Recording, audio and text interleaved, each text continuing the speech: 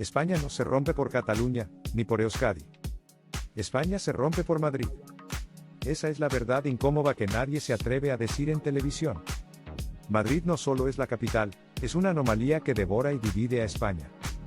Un monstruo político, económico y mediático que se comporta como un país dentro de otro país.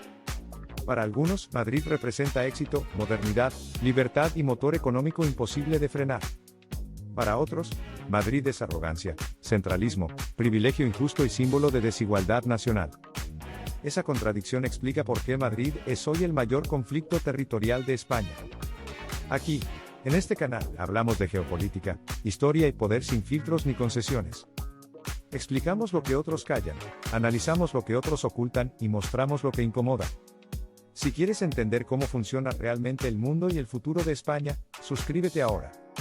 Hoy toca hablar del choque definitivo, Madrid contra España, España contra Madrid. Un choque que ya no es solo político o económico, sino cultural, social y emocional. Madrid concentra demasiado, mientras el resto del país siente que se queda sin nada. El periodista Enric Juliana lo resumió con crudeza: Madrid crece en éxito, pero no en bienestar. Lo que es triunfo en la Castellana se siente como fracaso en el resto de provincias.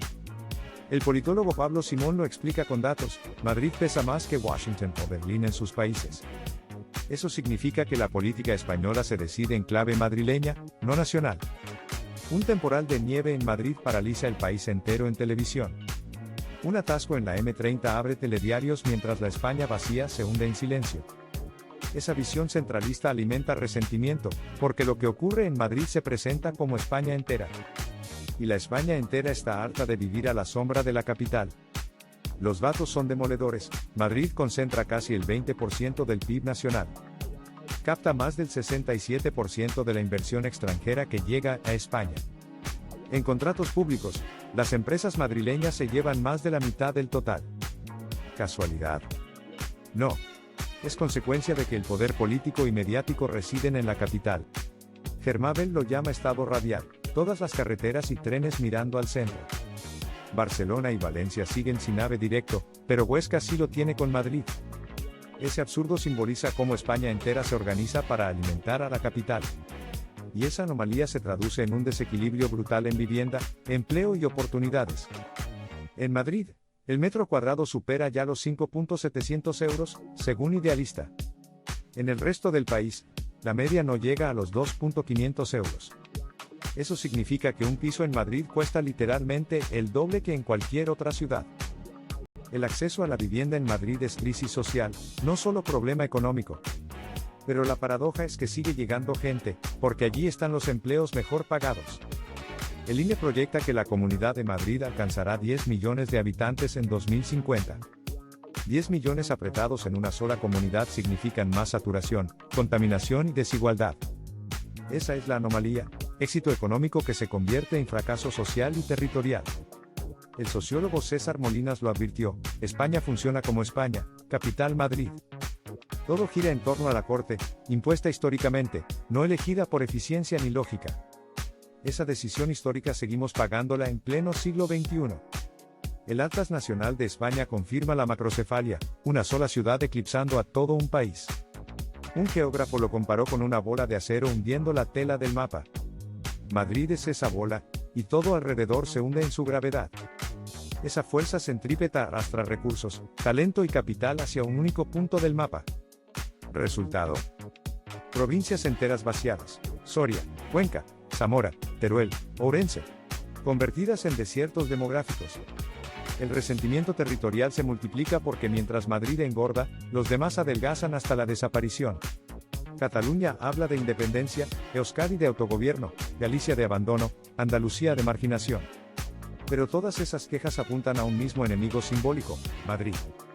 Por eso decimos que España no se rompe por Cataluña, sino por Madrid.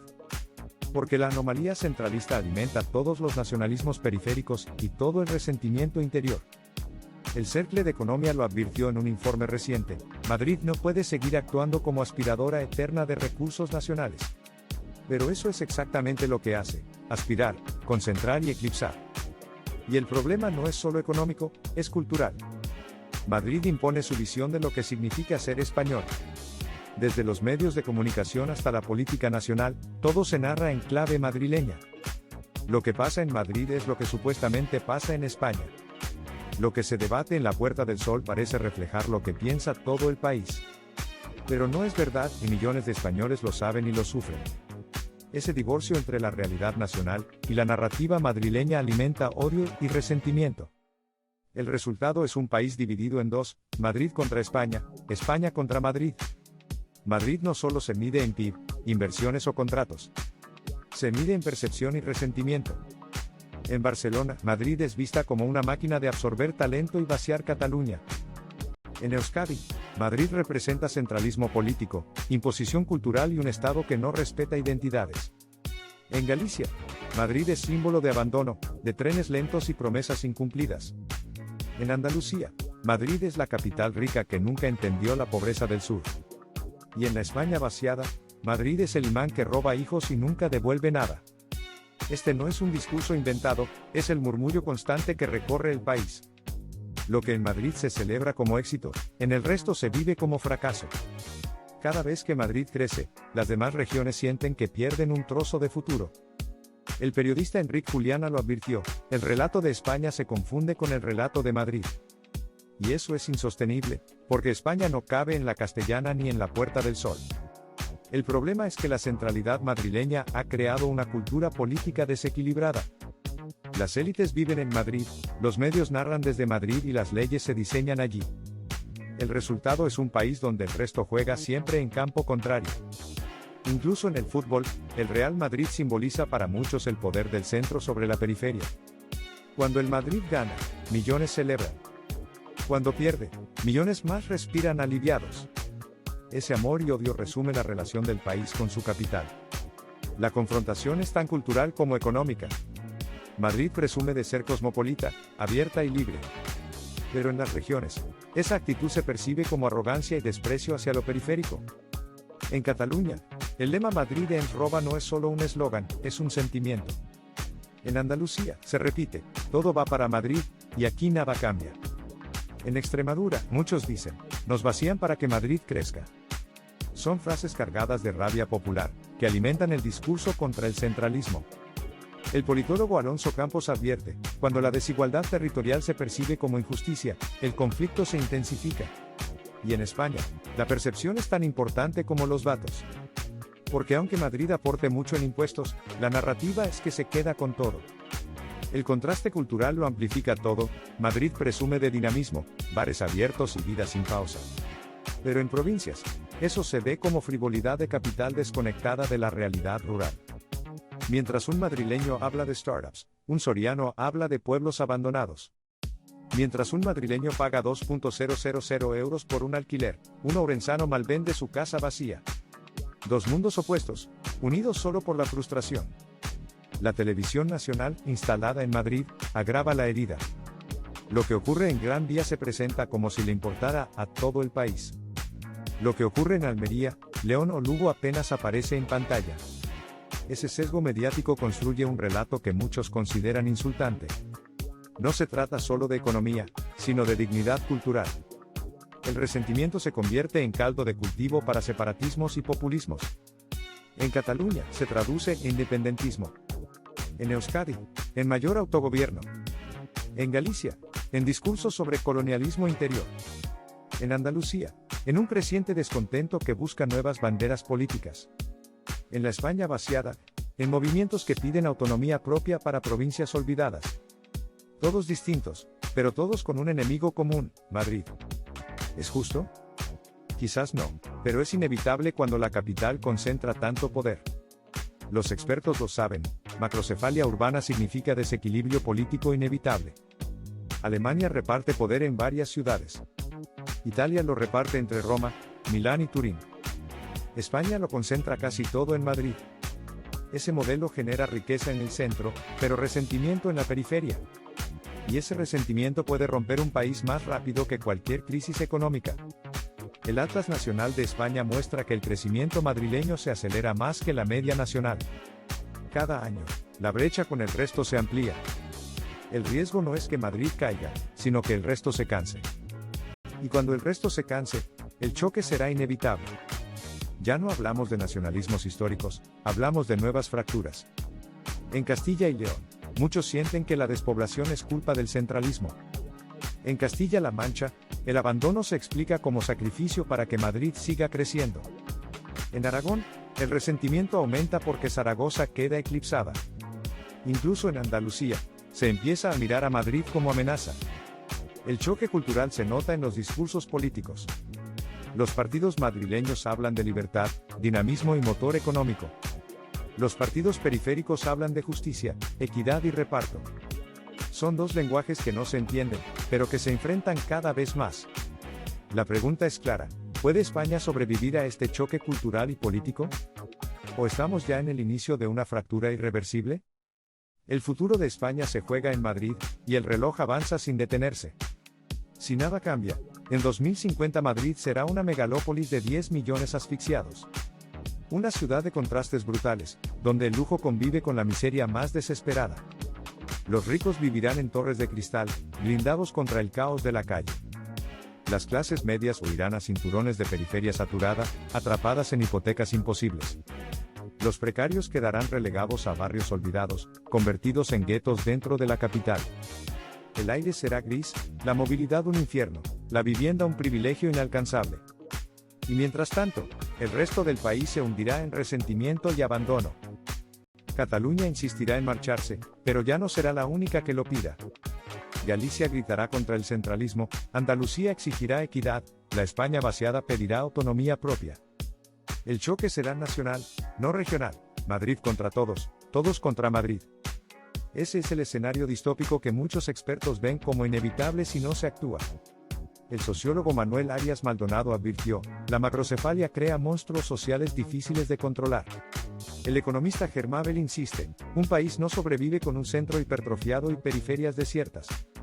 La geografía no miente, macrocefalia urbana siempre termina en fractura social y política. ¿Queremos un Madrid convertido en Sao Paulo europeo, con desigualdades imposibles de gestionar? ¿Queremos una España partida en dos, con una capital que devora y un país resentido? Si seguimos igual, esa distopía no será ciencia ficción, será la España real de 2050. El resentimiento territorial crecerá hasta romper las costuras de la convivencia. No habrá pacto posible si millones sienten que viven en un país que los desprecia. Pero también existe otro escenario, más complejo y esperanzador. Un escenario donde Madrid se reinventa como motor compartido y no como depredador centralista. Un escenario donde el crecimiento se reparte, donde la periferia se convierte en protagonista. Ese escenario depende de decisiones valientes, pactos de Estado y visión a largo plazo. Madrid podría ser motor, pero un motor que empuje a todo el país, no solo a sí misma. Para lograrlo, habría que crear una red policéntrica, el Gran Madrid extendido al entorno. Toledo 500.000, Guadalajara 500.000, Cuenca y Segovia doblando población, Zaragoza alcanzando el 1.000.000. Una red de ciudades fuertes, conectadas, equilibradas, capaces de sostener un centro robusto. Infraestructuras transversales, trenes que unan el Atlántico, el Cantábrico y el Mediterráneo pasando por el centro. Un puerto aliado, Algeciras convertido en el Rotterdam del sur europeo, conectado con Madrid y Lisboa. Un skyline digno, 30 rascacielos que proyecten poder internacional sin saturar los barrios humildes.